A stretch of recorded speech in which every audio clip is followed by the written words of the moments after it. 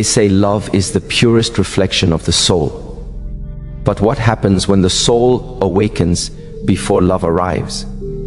When your eyes open wider than the hearts around you, love doesn't disappear. It just becomes harder to recognize. When a person begins to awaken spiritually, something profound begins to dissolve, quietly, almost imperceptibly at first. It is not the world that changes, but the way you see it. The patterns that once made sense begin to fall apart, and you start realizing that most of what you called love was not love at all. It was dependency, familiarity, and fear wearing the perfume of affection. You begin to see that what you once called connection was often a transaction, and what you mistook for intimacy was sometimes just the comfort of being needed. And so you pull away, not because you've stopped loving, but because you've begun to understand what love truly is. There comes a point where your heart refuses to feed on illusion. You can no longer participate in half-truths or build relationships out of fragments of honesty. Awakening strips you naked before your own soul, and in that nakedness you realize how much of your life was built on roles. The good lover, the loyal partner, the rescuer, the pleaser. But when you wake up, those roles no longer fit.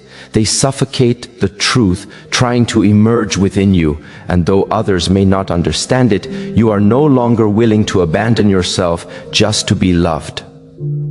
Awakening changes what you desire. You stop craving intensity and start seeking peace. You stop chasing people who make your heart race and instead long for those who make your spirit rest. You no longer want someone who completes you, because you've tasted the wholeness that comes from within. And yet, this transformation is not easy. It brings a quiet grief, a mourning for the old ways of loving that once felt so alive. You realize you can't go back to who you were before awareness arrived. You've seen too much, felt too deeply, and understood too clearly. The illusions that once comforted you now feel heavy in your hands. And this clarity, as beautiful as it is, also isolates you. The more you see, the less you can pretend. You start noticing the ways people hide behind words, how they use affection as currency, how they perform love to be validated rather than to truly connect. And you begin to wonder, how do you love in a world that still sleeps? How do you open your heart without drowning in what others have yet to face within themselves? It becomes a delicate dance. One step toward connection, one step back toward solitude. Clarity has a cost. To see deeply is to lose the comfort of illusion. You look at someone's smile and feel the sadness they're hiding behind it. You hear their laughter and sense the fear woven through it. You notice the way people say, "I love you," but mean, "Don't leave me." And though you understand it with compassion, you cannot unsee it. You cannot unknow the truth that love, as most people practice it, is often a plea for safety rather than a celebration of freedom. And so, the more awake you become, the fewer people you can truly call home. But this awareness is not a curse. It is an invitation to love differently, to love without possession, without expectation, without control, to love as the sky loves the sun, giving space for its brilliance without needing to hold it. It's a gentler kind of love, but it demands a strength few understand, because to love like this, you must first be whole on your own. You must face your shadows, sit with your loneliness, and stop expecting others to fix the wounds you haven't tended yourself. Your energy shifts as you awaken, and this shift changes everything. You begin to vibrate at a frequency that feels foreign to those still bound by fear. Your peace feels distant to them. Your silence feels unsettling. They can't read you anymore, because you're no longer reacting in predictable ways. You no longer chase validation, no longer argue to be understood, no longer beg to be chosen. You become still. And that stillness, that quiet power, confuses the world that thrives on chaos. In this new space, love can no longer be dramatic. It must be aligned. You find yourself drawn not to the loudest energy, but to the most authentic one. To the eyes that see rather than the lips that flatter. To the souls that feel rather than the minds that analyze. Your heart no longer leaps at attention. It listens. It listens for resonance. For the silent hum that says, "This one moves at the same rhythm as I do." That is what connection becomes, not excitement, but alignment, not fantasy, but truth. But truth, as freeing as it is, can be lonely, because not many people live there. You start realizing that you cannot meet someone halfway when they have never begun the journey inward. You can only meet them where they are, and sometimes that place is too far from where your spirit now lives. Yet, even in this distance, you learn to love with compassion rather than attachment. You no longer judge those who aren't awake.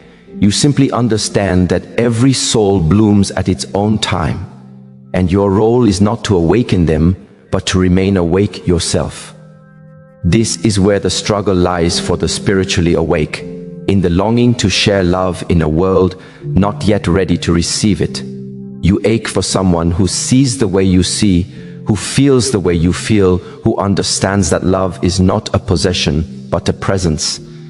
But until that soul crosses your path, you learn to find beauty in solitude, peace in stillness, and connection in the sacred conversation between your heart and the universe. It is in this quiet, in this in-between, that a new understanding of love is born, one that does not depend on another's awareness, but flows from your own. You begin to love everything. The moonlight through your window, the sound of your own breath, the rhythm of your steps upon the earth. You realize that love is not something to find, but something to be. And from that being, you will one day meet another who loves in the same way, not with hunger, but with presence. Until then, you walk gently through the world, no longer chasing, no longer clinging, just observing, feeling, expanding.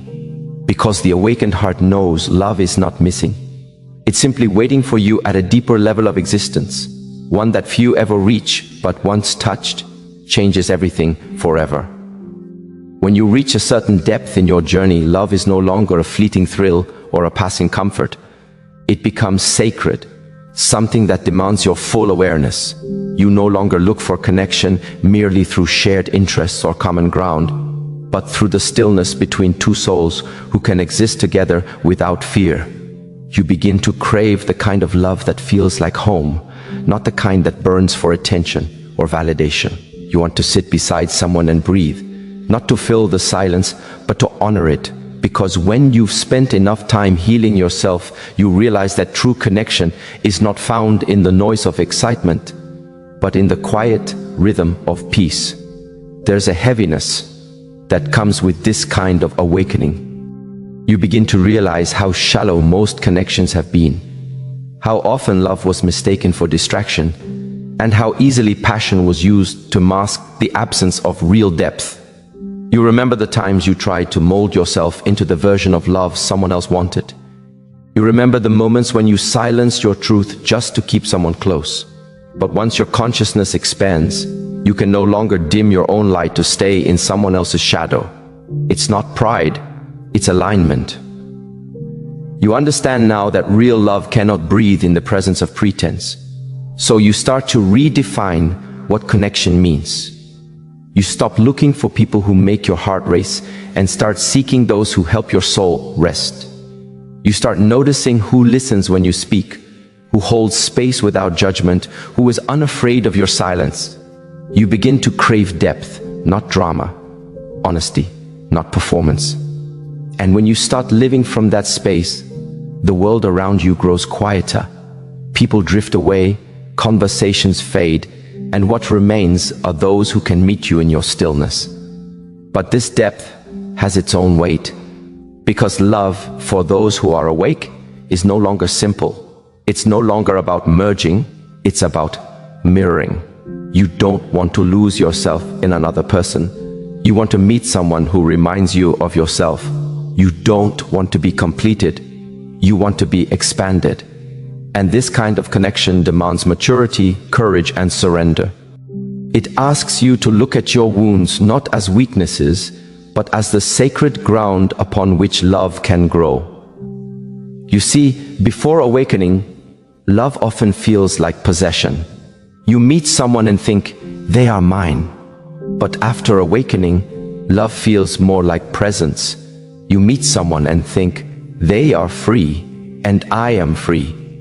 Yet we choose to walk together. That is the essence of conscious connection. It doesn't chain you, it liberates you. It doesn't suffocate, it breathes with you. You learn that love is not about holding tighter. It's about holding wiser. And sometimes it's about holding without holding at all. The illusions of compatibility begin to crumble too.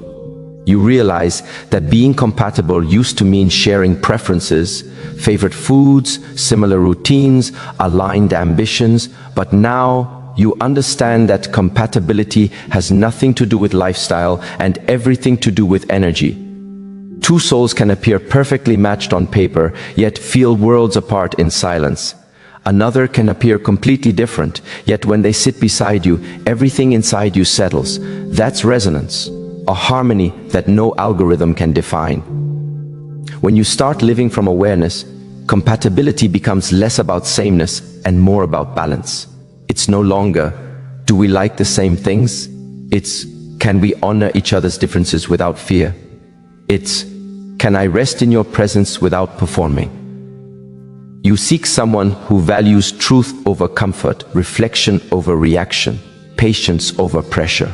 You stop chasing perfection because you've learned that perfection is just another illusion. Real love isn't flawless, it's fearless.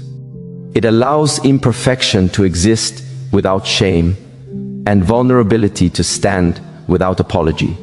And yet, the deeper your understanding becomes, the more cautious you grow.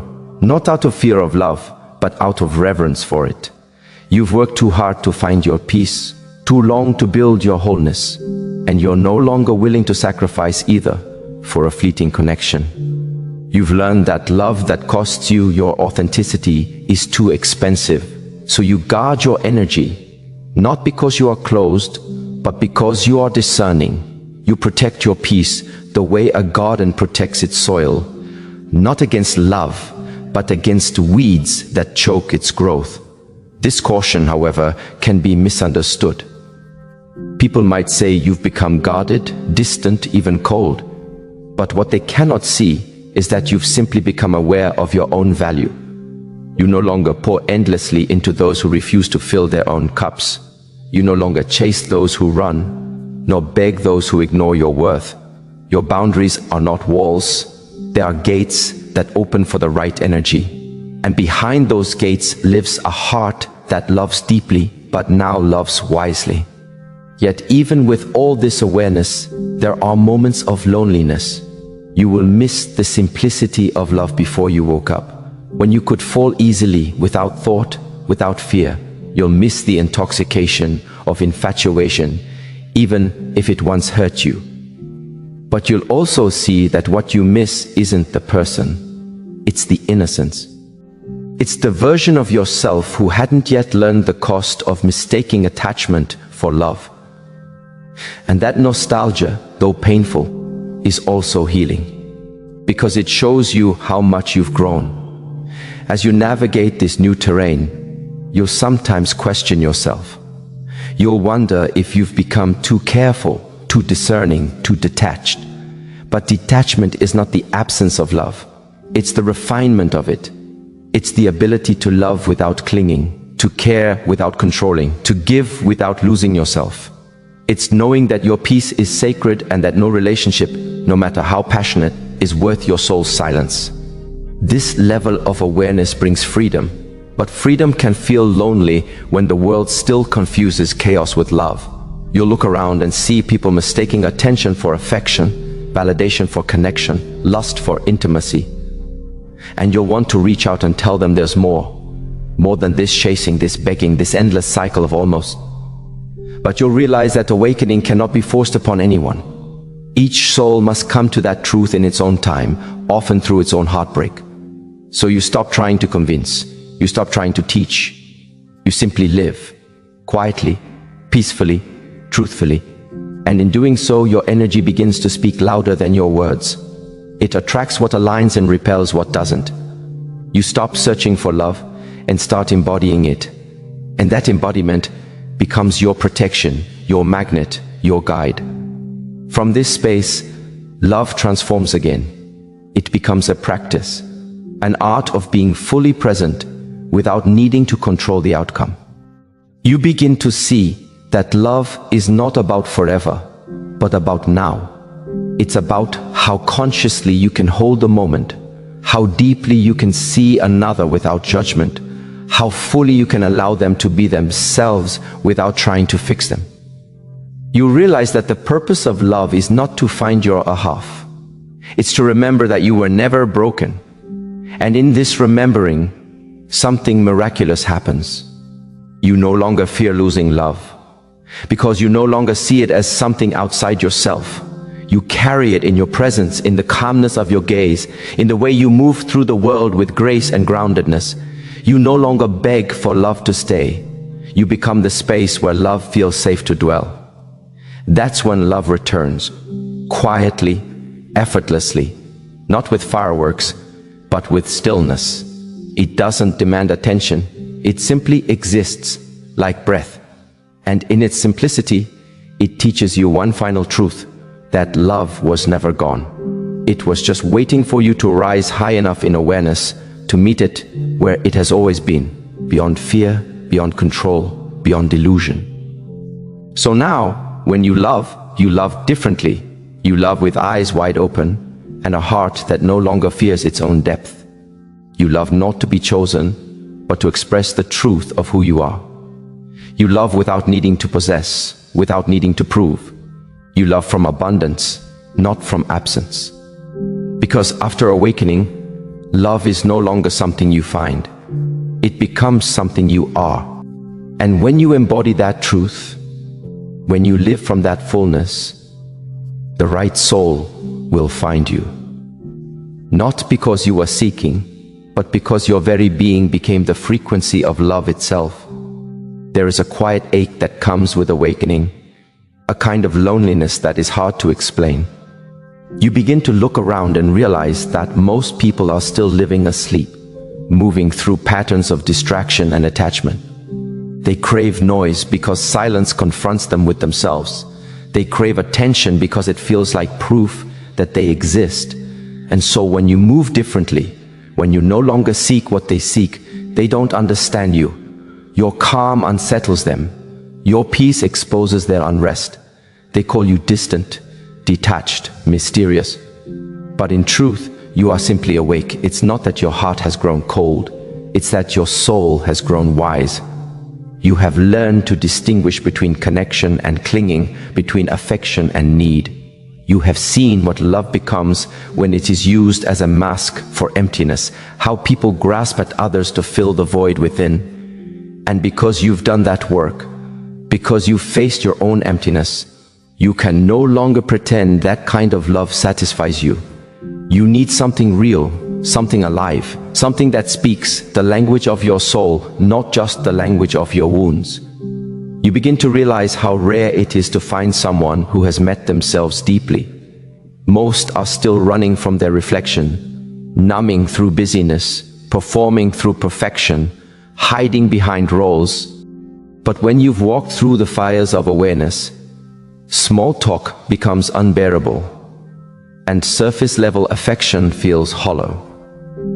You no longer want to build a bond out of convenience or chemistry alone. You want to build something that breathes, something that grows with you, stretches with you, challenges and awakens you.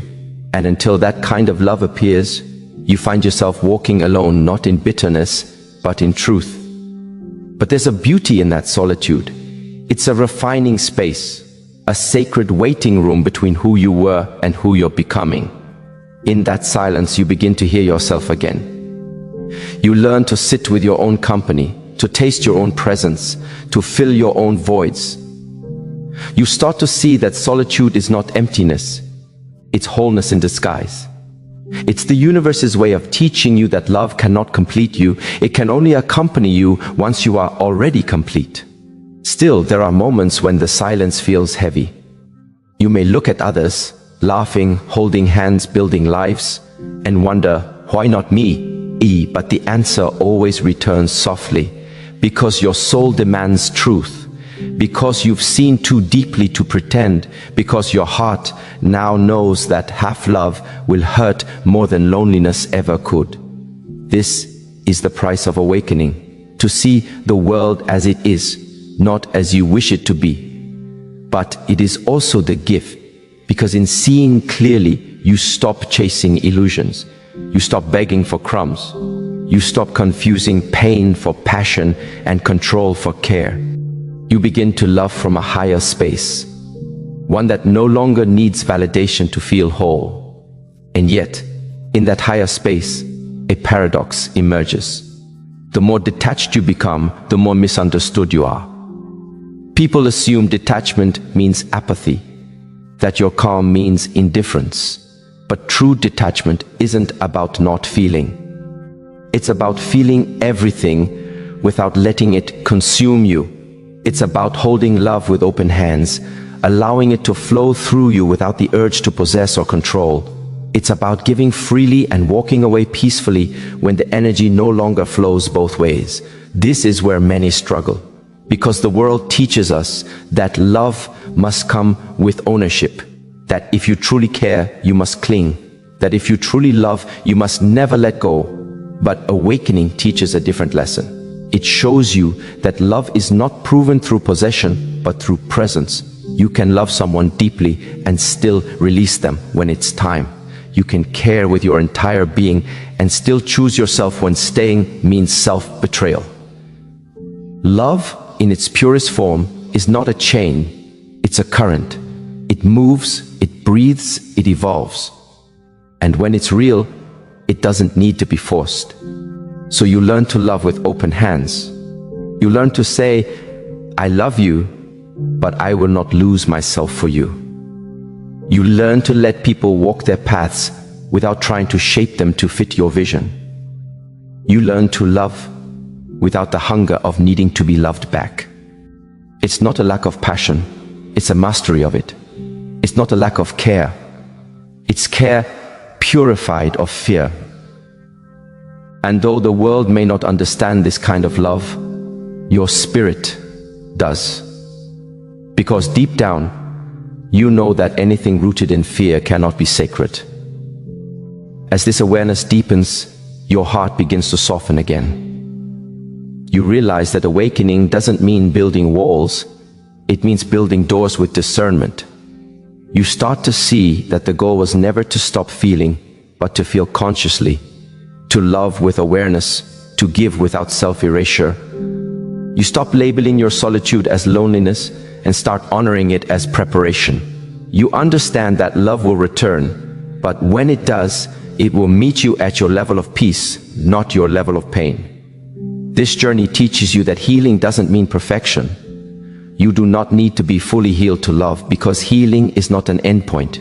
It's a rhythm. Some days you'll feel whole, other days you'll feel cracked open.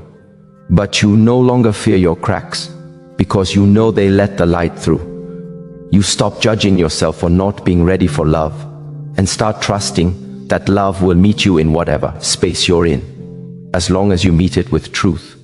And that truth, above all else, is what you've come to value most. You've learned that truth is the foundation of all real love.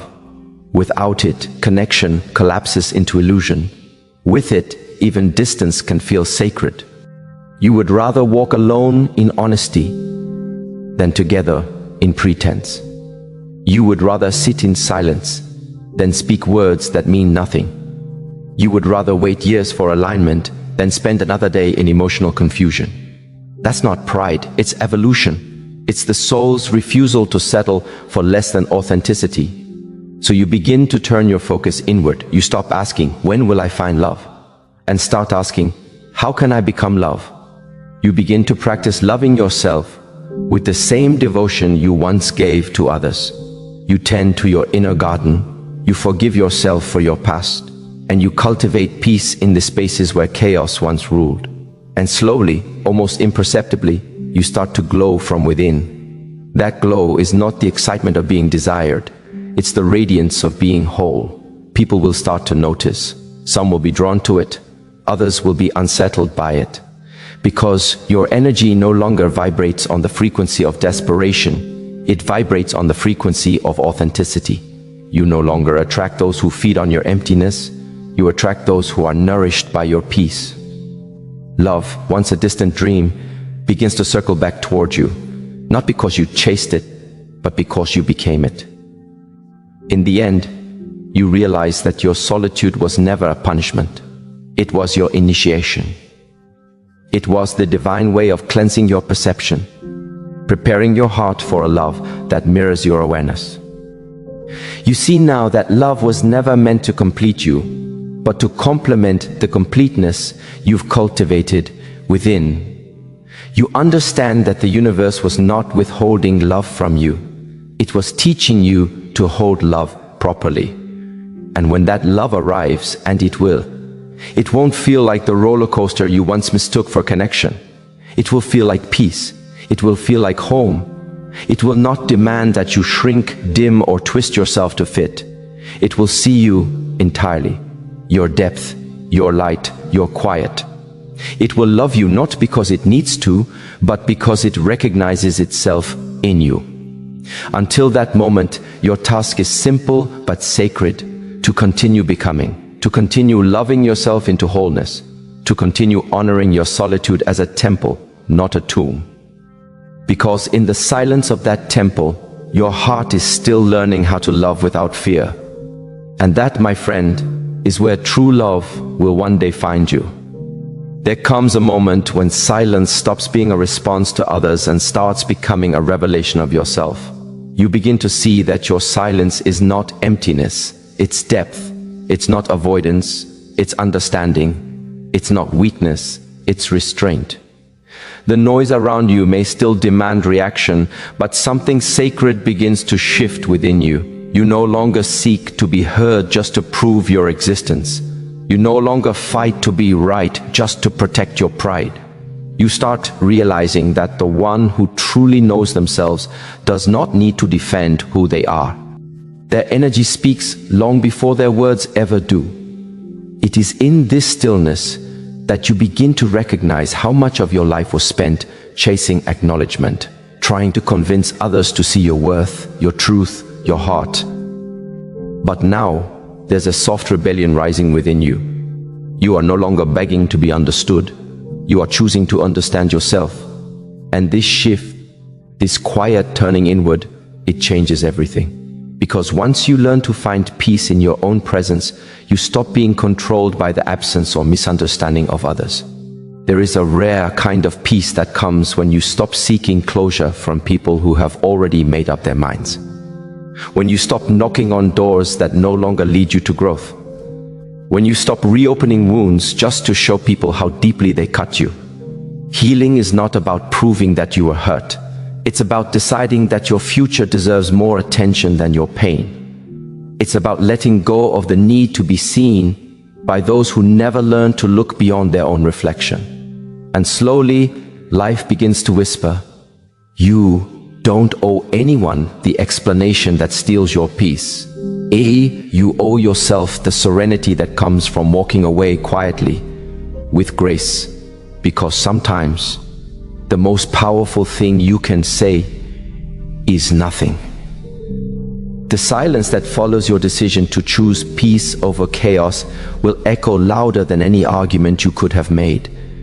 But there is something else, something deeper, that grows from that silence. You start to feel how life rearranges itself around your calm. You begin to notice how certain energies can no longer reach you because your vibration no longer entertains their noise. It's not arrogance, it's alignment. You are no longer trying to fix what was never yours to repair. You are simply choosing to remain whole, even when others choose to stay broken. In that stillness, forgiveness begins to take root. Not because the other person deserves it, but because you deserve peace. Forgiveness is not about agreeing with what happened. It's about freeing yourself from being tied to it. It's about saying, I release you, not because you are right, but because I want to be free. And when that forgiveness settles into your spirit, you realize that peace is not something you chase. It's something you become. There's a sacred strength in becoming unshaken. The world may not understand your calm, and that's okay. People often mistake your quiet for indifference, your peace for passivity, your grace for surrender. But let them misunderstand, because your peace is not a performance, it's protection. It's the armor of the soul that has learned how to rise without bitterness, how to speak without venom, how to walk away without resentment. And in those quiet hours of solitude, you'll see it clearly. The people who once drained you were your greatest teachers. They showed you where your boundaries were too soft. They revealed how deeply you longed for connection, even at the expense of yourself. They taught you that love without respect is not love, it's dependency. They helped you discover the power of discernment, the ability to feel the energy behind words, the truth behind smiles, the intention behind kindness. With every lesson, your heart becomes wiser. You no longer open it recklessly. You no longer confuse attachment with affection. You no longer seek intensity where you once mistook it for intimacy.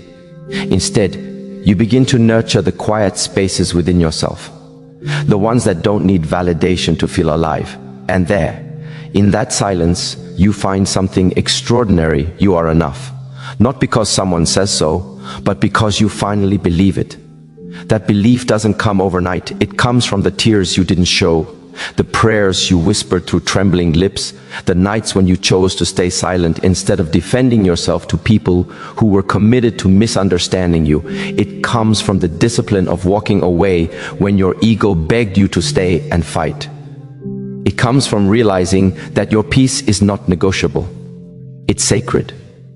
And when you finally honor that peace, you start attracting different energies.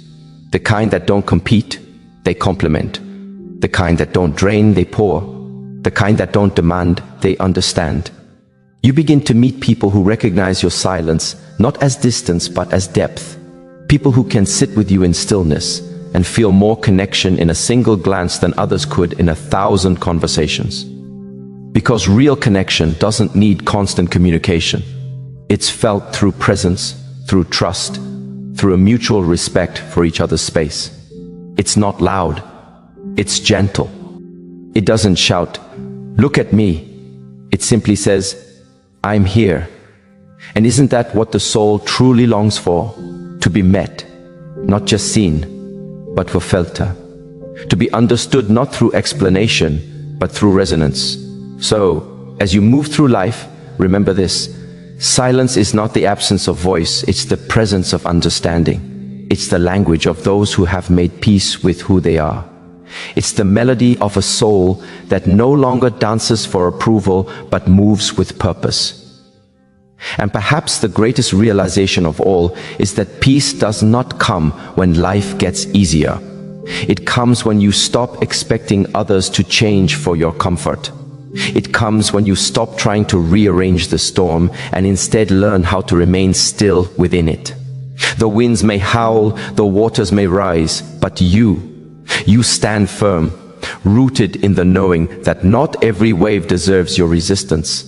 Some storms are not meant to be fought, they are meant to be observed. And when the noise finally fades, when the dust settles, you'll look back and realize that the silence you once feared became the sanctuary that rebuilt you.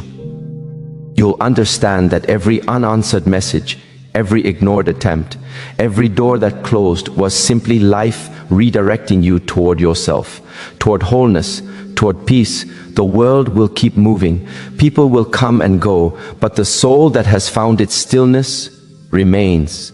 It does not chase, it attracts. It does not fight, it flows. It does not shout, it radiates. That is the power of silence. That is the beauty of choosing peace over proving your point. And when you live from that space, your very existence becomes a quiet revolution, an unspoken declaration that you have outgrown the noise, that you have learned the sacred art of being calm in a world addicted to chaos, that your silence is not the end of a conversation, it is the beginning of transformation. There comes a sacred turning point in every soul's journey, a moment when you stop running toward what was never meant to catch you. You begin to see that peace was never waiting at the finish line of someone else's approval. It was always resting quietly inside the places you refused to visit because you feared what you might find there. But to walk the path of awakening, you must be brave enough to meet yourself, especially the parts you once buried beneath smiles and survival. In that encounter with your own truth, you realize how much energy you have given away to illusions, to the idea that love must be earned, that worth must be proven, that silence means defeat. You start to see how deeply conditioned you were to fight for what should have naturally flowed to you. And as you peel back the layers of performance, you find something both terrifying and liberating. The raw, unfiltered version of you that no longer seeks to impress, but to obey. This becoming is not loud, it's not dramatic, it doesn't demand recognition, it unfolds quietly, like dawn breaking through a long night of confusion. You begin to recognize the beauty in what you once called brokenness. You see how every crack was a doorway for light to enter, how every heartbreak was not a punishment, but a path toward expansion. It's a humbling realization that the things which once brought you to your knees were actually guiding you to stand taller, softer, wiser. You start walking differently. There's more grace in your steps, more patience in your pauses. You no longer rush the process of life because you trust that what is meant for you will not pass you by. You stop begging for clarity from those who thrive in confusion. You stop trying to convince people to value what they never learned to see. Instead, you invest that energy into nurturing the soil of your own becoming. Because now you understand what grows within you shapes what manifests around you. And as this awareness deepens, you begin to forgive. Not because the pain vanished, but because the burden of holding on became too heavy to carry. You start to realize that forgiveness is not about giving someone else peace. It's about reclaiming your own. It's about saying, you no longer have the power to disturb the waters within me. Forgiveness is a form of spiritual maturity. It's when you decide that your healing matters more than your history. But forgiveness is not always gentle. Sometimes it comes wrapped in grief. Sometimes it demands that you mourn the version of you that kept trying to make peace with chaos. It's not a single act, it's a process. A release, a quiet exhale of all the should-haves and what-ifs. And as you let go, you realize how much space opens inside your heart. Space for stillness, space for self-respect, space for love that doesn't require you to shrink in order to fit. And from that space of stillness, something miraculous begins to unfold. You learn the power of emotional neutrality. You no longer attach your peace to outcomes. You stop depending on external validation to feel whole. You learn that people's opinions of you are not mirrors, they're projections. You realize that your emotions, while valid, are not always truth. They are visitors that arrive to teach you, not to define you. This is where mastery begins, in the subtle art of observing without absorbing. When you can witness someone's chaos and not let it disturb your clarity, when you can listen without reacting, when you can feel deeply yet remain grounded, that is strength. The world will tell you that power is about dominance, control, or assertion, but true power is calm. It's the ability to stay centered while everything else spins in noise and distraction. And then, in the quiet that follows, you start noticing how differently life responds to that kind of energy. The right people begin to find you, not because you chased them, but because your peace became magnetic. Opportunities unfold, not from striving, but from alignment. You realize that life was never testing you. It was refining you, shaping you into the vessel that could hold what you once prayed for. You stop rushing toward tomorrow because you've finally made peace with today. You stop punishing yourself for the lessons that took longer to learn. You begin to speak to yourself with the gentleness you once reserved only for others. And in doing so, you awaken something ancient within you, a love that is not dependent on circumstance, but on consciousness. This love teaches you that you are not behind, you are not late, you are precisely where your soul needs to be. The delays were divine detours, the rejections were redirections, even your moments of loneliness were sacred. They were the silence needed for revelation to arrive. Because how else would you have heard the truth whispering beneath all the noise? And as you walk deeper into this awareness, your relationship with pain transforms. You stop asking, why did this happen to me? And start wondering, what is this teaching me? You no longer see pain as an enemy, but as an invitation to expand, to awaken, to rise. For the soul that has never been broken cannot truly understand compassion. The one who has never lost cannot truly value presence. The one who has never fallen cannot truly appreciate grace. So, you begin to thank the very storms that once terrified you. You honor the seasons of emptiness because they made you receptive to abundance. You see that nothing was wasted, not even the waiting. The waiting too was sacred. It was life preparing you for what your heart wasn't yet strong enough to hold. And now, as your spirit settles into this deep awareness, you begin to radiate a quiet strength, a kind that doesn't need to prove itself. You no longer engage in battles that threaten your inner stillness. You no longer explain your peace to those committed to misunderstanding it. You simply live from a place of truth, and that truth speaks for itself. What others see as detachment is actually discernment. What they call change is simply you returning to your original state of wholeness.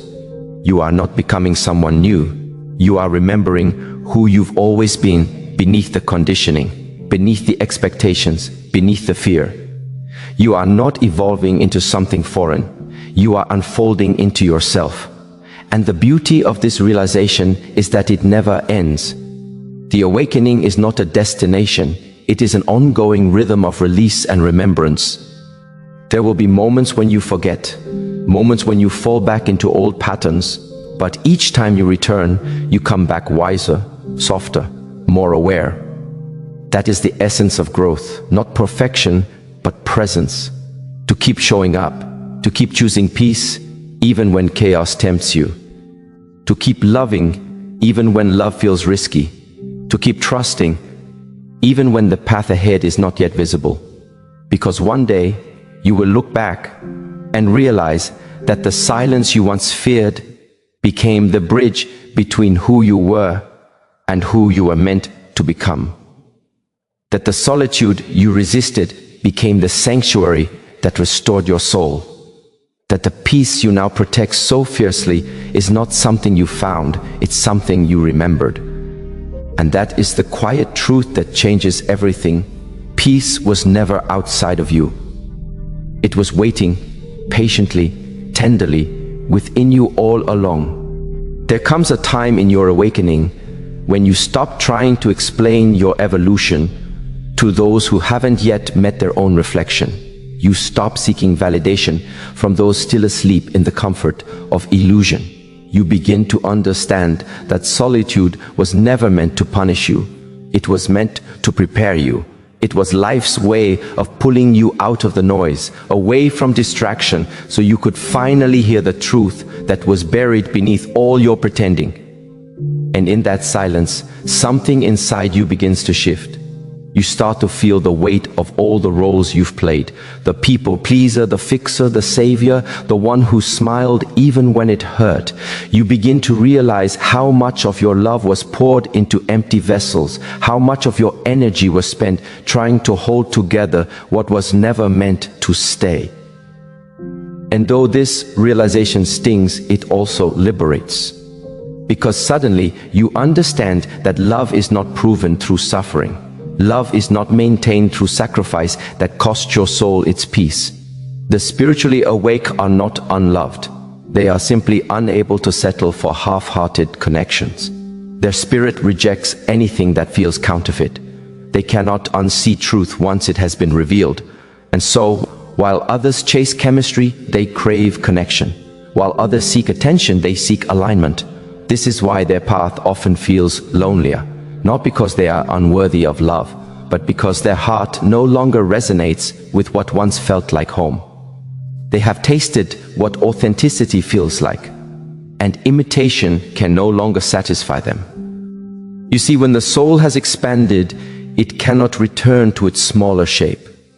And this expansion changes everything. It changes how you love, how you listen, how you choose. It changes what you tolerate and what you let go of. It changes how you define closeness, not as physical proximity, but as energetic harmony. So many wonder why the awakened struggle to find love, but they do not see that these souls are walking a different rhythm. They do not date for distraction. They do not love for validation. They love as a spiritual practice, a sacred exchange of energy. And in a world addicted to instant gratification, their patience looks like detachment, their peace looks like disinterest, and their discernment looks like pride. But it is none of these things. It is simply clarity. When you reach a certain level of awareness, your spirit begins to filter what your emotions once freely accepted. You stop mistaking attention for affection. You stop confusing attraction for connection. You stop thinking that love should hurt to be real. You stop chasing potential and start honoring presence. The awakening teaches you that love is not supposed to drain you. It's supposed to ground you. It's not supposed to make you question your worth. It's supposed to remind you of it. But here lies the paradox. The more you awaken, the fewer people you meet who can meet you there. Not because love is rare, but because consciousness is. The more you see truth, the harder it becomes to tolerate half-truths. The more you honor your energy, the less available you are for those who take it lightly. The more you embody peace, the more foreign chaos begins to feel. And so, you walk alone, not in bitterness, but in sacred protection of your own energy. You begin to recognize that solitude is not the absence of love, it's the incubation of it. It's where you learn to be whole without being held. It's where you learn that your heart was never broken. It was being restructured to hold a deeper kind of love, one that begins with you. You start to enjoy your own company, not out of avoidance, but out of reverence. You start to see that silence is not loneliness. It's clarity in its purest form. And as you move through this phase, you begin to see relationships not as needs, but as choices. You no longer ask, who will stay? You ask instead, who aligns? You no longer look for someone to complete you. You seek someone who complements your wholeness. You no longer look for a savior, you look for a mirror. Someone who reflects your light back to you, but also challenges the shadows you still carry. This is what conscious love feels like. It's not built on possession, but on presence. It's not about keeping someone, it's about growing alongside them. It's not about control, it's about connection that thrives in freedom. But this kind of love cannot find you until you stop settling for the counterfeit versions of it. It will not appear while you are still chasing validation from people who only love the parts of you that perform. It arrives when you finally become the embodiment of what you've been seeking. So, the spiritually awake do not find love easily because they no longer operate from lack. They no longer confuse loneliness with longing. They no longer chase, they attract. They no longer beg, they align. And that alignment cannot be forced, rushed, or negotiated. It requires surrender. It requires patience. It requires faith in timing that the human mind cannot comprehend. And while the world calls it isolation, they are not lonely. They are being refined. Every moment of solitude becomes a ceremony of self-reclamation. They learn to dance with their shadows until their fears dissolve into wisdom. They learn to hold space for their own emotions without judgment. They learn that love is not a reward for being good enough. It's a reflection of the energy you carry. This is why when the right person does appear, it feels different. There's no chaos, no anxiety, no guessing. There's peace, there's resonance. There's the quiet recognition of, I remember you. He, not because you've met before, but because your souls speak the same language. Because this time, you're meeting from fullness, not from fracture. Because this time, you're not looking for someone to fill a void. You're inviting them into a space already whole. And when love comes like this, it doesn't take away your solitude. It honors it. It doesn't ask you to shrink. It encourages your expansion. It doesn't confuse your independence for distance. It respects it as strength. You both know that connection doesn't mean merging until you lose yourselves. It means walking together while still remembering your own rhythm. The spiritually awake understand this truth deeply. Love is not meant to complete you, it's meant to complement your evolution. It's meant to walk beside you as you both return to your highest selves. That is why they do not settle for temporary warmth that burns out in the night. They wait for the flame that doesn't flicker in the wind. But waiting is not passive. It's preparation. It's the sacred stillness that allows your heart to recalibrate after years of misunderstanding what love really was. It's the quiet courage to say, "Day, I would rather walk alone in truth than together in illusion." It's the understanding that divine timing does not delay. It aligns. It's the acceptance that love cannot find you in disguise. It can only recognize you when you stand as your authentic self. And so, you continue to walk. Softly, steadily, faithfully, you trust that love will find you not because you chased it, but because you became it. Because you allowed your heart to heal without closing. Because you chose to remain open, even when life gave you every reason to shut down. Because you understood that to be spiritually awake is not to be invulnerable, it's to be deeply human, yet divinely aware. You are not hard to love. You are just deeply aware of what love truly is, and that kind of awareness will never fit into something shallow.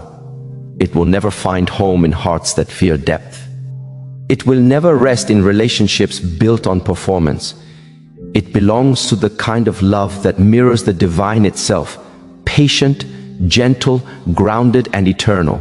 And when it comes, you will know. It will not shout, it will not demand. It will arrive like morning light, soft, steady, certain. It will not rush you, it will recognize you, it will not consume you, it will expand you. And for the first time, you will realize that you were never waiting for love to find you. You were waiting to remember that you are love itself. There comes a moment in every awakened soul's path when you realize that love, peace, and purpose cannot coexist with the noise of pretense. You grow weary of pretending to be smaller than your truth just to be accepted by those who fear their own reflection. You grow tired of the versions of yourself that you created to make others comfortable. And slowly, almost imperceptibly, your soul begins to whisper, "Enough." That word, so soft yet so powerful, marks the beginning of a sacred undoing. You start shedding layers of identity that were never truly yours. You stop dressing your spirit in masks just to belong. You begin to see how much energy was lost in trying to hold together illusions that were already falling apart. There's a strange freedom in that unraveling. It feels both terrifying and holy, like standing naked before your own soul and saying, "I see you now, and I'm not afraid." In this space, love transforms from something you chase into something you become. You stop reaching for it through others and start realizing it as the very essence of your being. You see, love is not an exchange, it is an emanation. It flows most freely when you are aligned, not when you are seeking. When you stop grasping for it, you begin to notice that it was never gone. It was simply buried beneath your need to be validated. And so, you begin to honor the waiting. You begin to trust the pauses. You no longer see the stillness as stagnation. You recognize it as divine timing unfolding in perfect rhythm. What feels delayed is often what's being prepared in ways your eyes cannot yet see. You begin to notice how life rearranges everything the moment you surrender your timeline. Because the truth is, love does not come when you're ready, it comes when you're real. And being real requires courage. It requires the bravery to look at your patterns, your projections, your pain, and choose not to run. You begin to see how your old wounds shape the people you were drawn to, how your unhealed parts sought comfort in chaos because it felt familiar. You start understanding that what you called chemistry was sometimes just trauma recognizing itself. And in that realization, something inside of you shifts. You no longer chase intensity, you begin to crave peace. The spiritually awake reach this point often. They look around and realize that while they are surrounded by people, very few truly see them. They can be in a room full of noise, yet feel an aching stillness inside, because their spirit no longer vibrates on the same frequency of superficiality. They begin to recognize that deep connection cannot exist where truth is absent. And so, they stop forcing conversations that drain their light. They stop watering relationships that cannot meet them in depth. They stop apologizing for needing more than surface-level affection. Because once your consciousness expands, you cannot fit back into what once felt normal. You start craving honesty, not perfection. Substance, not performance. Alignment, not attachment. You start realizing that love is not found through intensity, but through integrity. Through the quiet consistency of someone who is emotionally available, spiritually awake, and energetically aligned. But the road to that realization is not easy. There are days when the loneliness feels heavier than the truth you carry. There are nights when you wonder if you are too much for this world, too deep for its noise, too honest for its games. But those moments are not signs of being broken. They are evidence of being refined. Your soul is simply outgrowing its old shell, learning to inhabit its wholeness without apology. And in that sacred solitude, you learn the art of emotional self-regulation. You stop reacting out of fear and begin responding from awareness. You learn that peace is not the absence of conflict, but the ability to remain centered within it. You realize that you can love someone deeply and still choose to walk away if peace no longer lives there. You begin to trust your intuition over your attachment. You stop explaining your boundaries to those who benefit from your lack of them. There's an extraordinary calm that follows such awareness. A calm that doesn't need to be loud to be powerful. You become rooted like a tree whose strength lies not in resistance, but in its depth. You begin to see that maturity in love is not about holding on tighter, but about letting go gracefully. It's about honoring endings with the same reverence as beginnings, knowing that both are part of the same sacred rhythm of growth. And as you grow into that rhythm, your perception of love evolves once again. You stop seeing love as something that happens between two people. You start recognizing it as the very force that sustains life. It's in the way you breathe, the way you forgive, the way you rise each morning despite the weight of yesterday. Love becomes the quiet language your soul speaks through acts of kindness, compassion, and truth. You begin to see how love lives in the spaces between words, in the pauses of understanding, in the gentle acknowledgement of another soul's pain. It's no longer about finding someone to make you happy. It's about becoming the kind of presence that creates peace. You realize that love doesn't start when two people meet. It starts when two souls recognize themselves in one another. And that recognition cannot be forced. It happens naturally, like the tide returning to the shore. When two awakened souls meet, there is no need for games or proving. There's simply resonance, a deep knowing that feels like remembering. It's not about fireworks, it's about frequency. It's not about perfection, it's about presence. It's not about ownership, it's about oneness. This kind of love doesn't demand, it allows. It doesn't rush, it flows. It doesn't cling, it trusts. It doesn't need constant reassurance because it is grounded in awareness, not in fear. It's not a transaction, it's a transformation. It's the merging of two paths that were complete on their own, but now intertwined to amplify one another's light.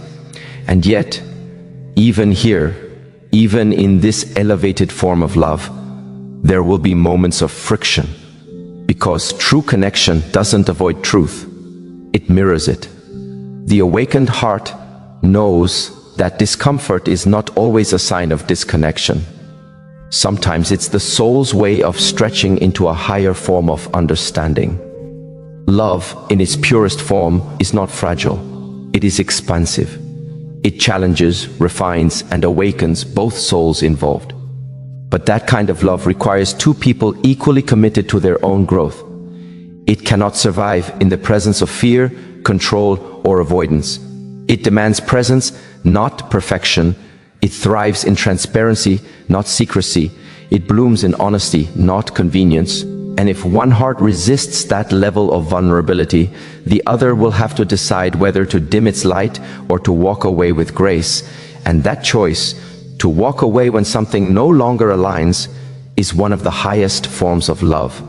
It's a love that honors truth over attachment, freedom over possession, evolution over comfort. It's the recognition that endings are not failures, they are sacred transitions. They are the soul's way of saying, this chapter taught you what it needed to. Now, let's turn the page.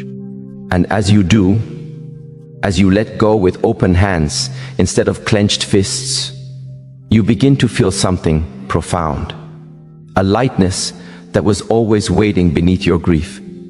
You begin to sense that life was never punishing you by taking people away. It was making room for alignment, for peace, for clarity.